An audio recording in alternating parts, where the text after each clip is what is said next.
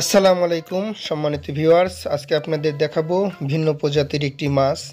তো আমরা সৌদি আরব রিয়াদ সানায় শিপাতে গেছিলাম মাছ ধরতে, জাল দিয়ে মাছ ধরতে।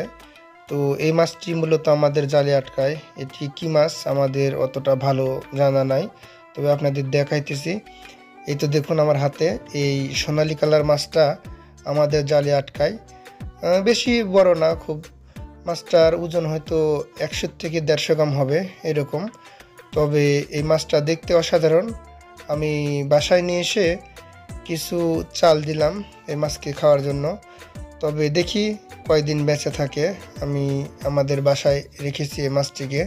তবে মাছটি দেখতে অসাধারণ, সোনালী কালার এবং খুব সুন্দর। দেখুন আপনারা ক্যামেরার সামনে। সানায়া শিফা আমরা কারেন্ট জাল দিয়ে মাছ ধরতে গেছিলাম। আমরা সৌদি আরবে মাঝে মধ্যে এই সানায়া শিফাতে যাই মাছ ধরতে। তো এখানে যেয়ে জাল পাতার পরে এই মাছটা আমাদের জালে আটকায়।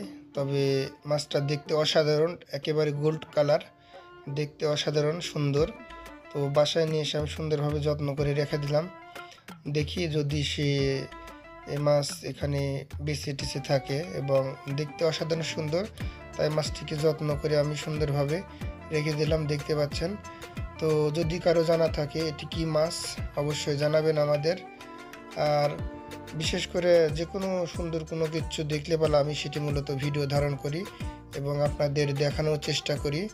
তো এই মাছটি আমার কাছে সেই অসাধারণ লাগলো, আর যার কারণে মাছটি আমি সুন্দরভাবে আমার বাসায় রেখে পানিতে আমি এই ভিডিওটি ধারণ করি।